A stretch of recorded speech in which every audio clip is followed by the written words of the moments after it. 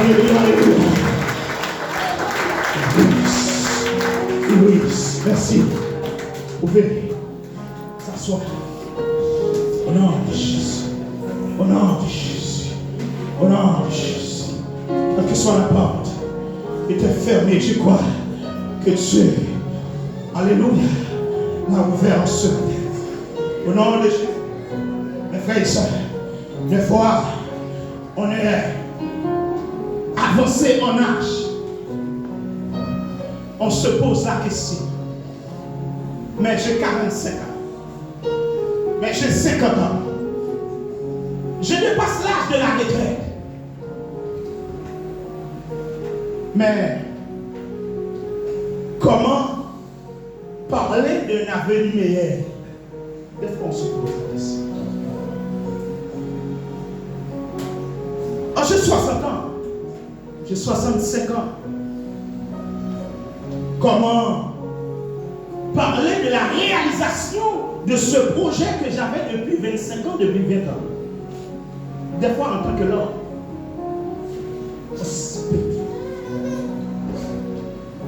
on se pose des questions.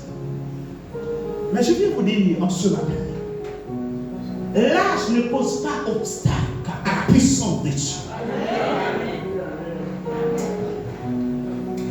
À qui Dieu parle? L'âge n'est pas un obstacle pour Dieu. Alléluia! Combien d'entre vous se disent, mais j'ai déjà 35 ans, j'ai déjà 40 ans. Je passe déjà l'âge de se marier. Et souvent, on a cet adage pour dire, eh bien, cette personne-là dépasse le calendrier. Quand on dit tu dépasses le calendrier, on dit que eh bien, tu es dans les 32-34 ans. Parce que eh bien, le calendrier, eh bien, le nombre de jours, c'est 31. Au nom de Jésus. Alléluia. Quel que soit l'âge, si Dieu veut que tu te maries, ma soeur, mon frère, tu vas te marier et il va choisir la bonne personne pour toi. Il n'est pas trop tard pour Dieu. Il n'est jamais trop tard pour Dieu. Il va changer les choses. Il va changer ta vie. Il va transformer ta vie. L'âge ne pose pas d'obstacle à ce que Dieu veut faire. Le projet que tu as. Quoi seulement? Et la foi seulement. Il va se réaliser. Dans le verset 19, nous voyons cela. Le verset 19, c'est vrai. L'âge ne pose pas. Non. Ah non. Allez.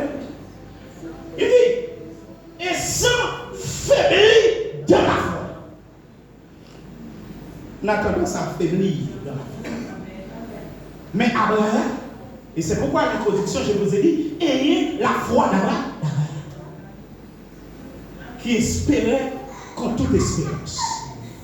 Et là, on va voir que pour Abraham, l'âge ne posait pas d'obstacle.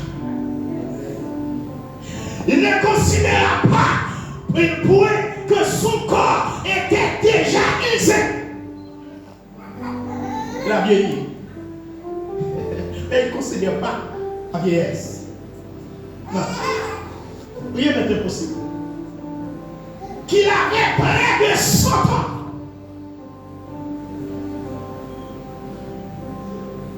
Et que Sarah n'était plus en âge d'avoir des enfants. Et pourtant, il y a une promesse sur la vie d'Abraham qu'il sera père de grand nombre de nations. Et puis voilà, l'âge passe, les années passent, les années suivent. Abraham reste là, confiant que Dieu va, alléluia, réaliser sa promesse. 90 ans. éclater l'église. Alors, dit, je sais, Dieu va le faire. J'ai fait la vision d'Abraham. Abraham il dit, et peut-être les gens qui l'entouraient, il dit, mais où est la promesse de ton Dieu? Tu serais père d'une grande nation. Tu n'as même pas encore un enfant.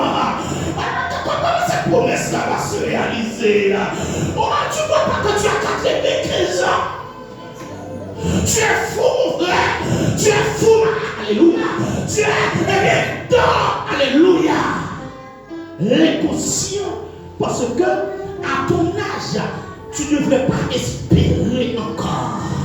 Mais alléluia, puisque c'est Dieu qui a fait cette promesse, il tient toujours à sa promesse. Puisque c'est Dieu, rien n'est impossible à lui. Je crois, il va les faire. Et quand il va les faire, j'aurai des témoignages vivants. Avec lui pata, ou pas jamais l'état, même les routes la fait noire. Avec lui pata, ou pas jamais l'état.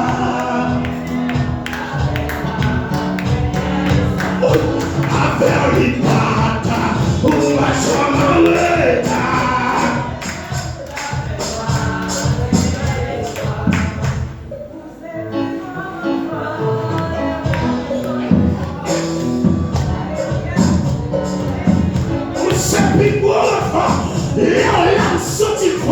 La d'espérance, la d'espoir, la courage.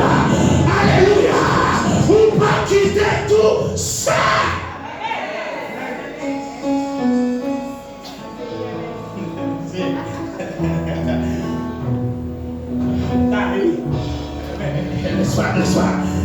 Laisse-moi entrer en profondeur. Le seul message. Là. Ne pose pas tout ça.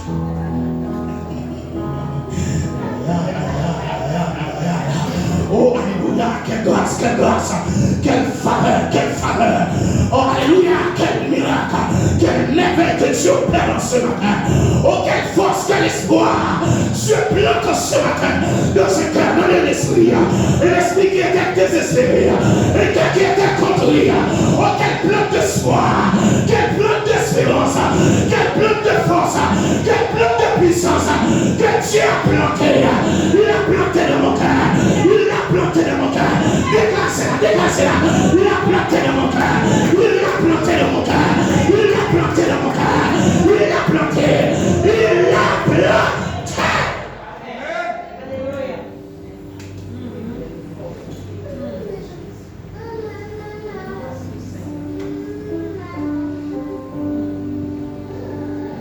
Mais bien aimé, le verset 20 nous dit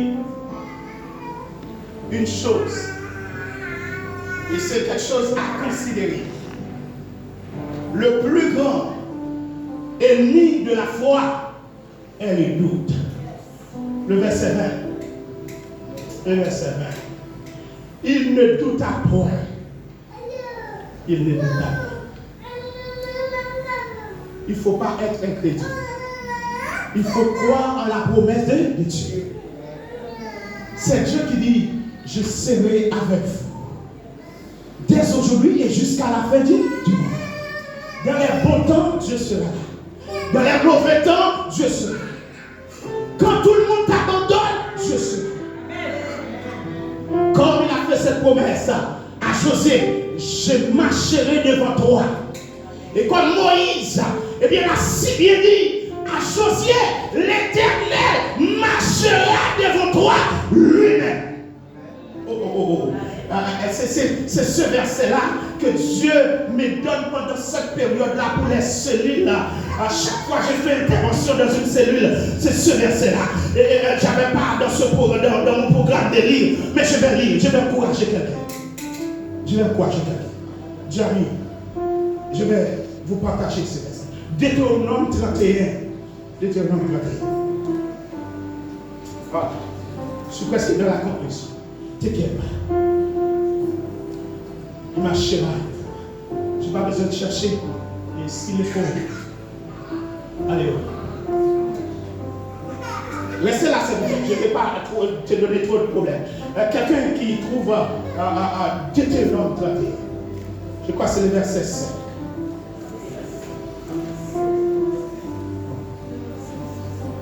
L'Éternel.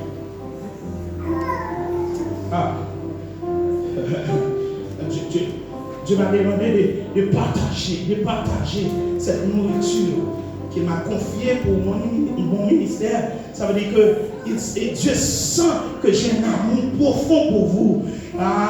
Je vais partager cela. Deutéronome. Est-ce que quelqu'un le trouve? 31. Ok, le verset 7, c'est bien ça. Qui lit pour nous ce verset? L'Éternel vous les livrera et vous agirez à leur égard selon les ordres que je vous ai donnés. Fortifiez-vous et prenez du courage. Ne craignez point et ne soyez pas effrayés devant eux. Ok.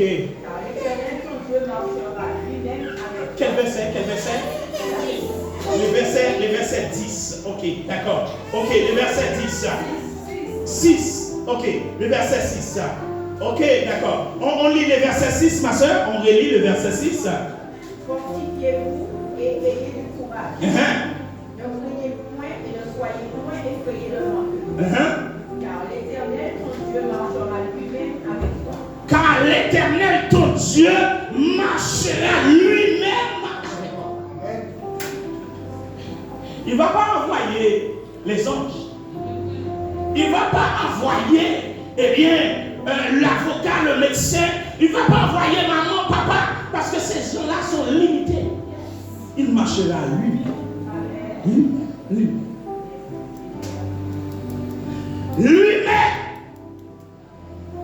Ma soeur, mon frère, tu n'es pas tout seul dans ce combat. Ma soeur, mon frère, tu n'es pas tout seul dans ce problème, de cette persécution. Tu n'es pas tout seul. Et si tu n'es pas tout seul, Dieu va te donner la victoire. Dieu va te délivrer. Alléluia. Tu n'es pas tout seul dans cette prison. Dieu t'a déjà libéré au nom de Jésus. Et après être libéré, qu'est-ce qu'on doit faire? Qu'est-ce qu'on doit faire? Il avait projeté quand même. Le verset 20. Je ne voulais pas trop déranger nos serviteurs. Le verset 20 de Romains 4. Nous sommes à la conclusion. Après avoir fait tout ça,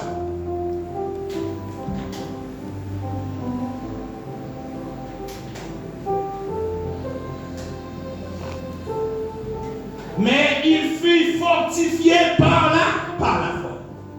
Je viens vous dire, fortifie-toi, ma soeur, fortifie-toi. Donne gloire à Dieu. En retour, quand Dieu a fait de grandes choses pour nous, qu'est-ce que nous devons faire? Nous devons le louer. Nous devons le témoigner. Puisque des fois, on oublie ce que Dieu a fait. Il ne faut pas être ingrat. Il faut être reconnaissant. Il faut manifester la gratitude envers Dieu. Il faut le louer. Il faut dire aux autres, certainement, j'étais dans cette situation. Dieu a fait une intervention et je suis là maintenant. Oh, alléluia, j'avais pas d'espoir, d'espérance, mais alléluia, par la foi, Dieu a parlé dans les cœurs des serviteurs, a inspiré une parole, et puis j'avais cru en cette parole, et puis Dieu a changé la situation pour moi. Et bien aujourd'hui, je vais t'encourager. Dieu peut le faire pour toi, ma soeur. Dieu peut le faire pour toi, mon frère. Et peut-être tu vas rencontrer quelqu'un qui ne connaît pas Christ. Tu vas dire, accepte Christ. Accepte Christ. Il va changer ta vie. Il va changer ta situation. Il va changer les choses. Car il est le Dieu qui change le temps et les circonstances. Ne sois pas ingrat. Témoignez la gloire de Dieu. par la foi, croyez déjà que Dieu a fait ce que tu attendais de lui. En ce matin, en vérité, Dieu a fait quelque chose en ce matin. Dieu a opéré un merveille, un miracle en ce matin. Si vous le croyez, criez gloire. Dieu a délivré, Dieu a sauvé une âme, Dieu a libéré un cœur, Dieu a libéré une vie. Au nom de Jésus, je prophétise cela, je prophétise la liberté de ton travail, la liberté de ton foyer, la liberté de ta famille. Je déclare que Dieu est libre et libre au nom de Jésus. Restez dans la foi, que Dieu vous bénisse en ce matin. Hallelujah.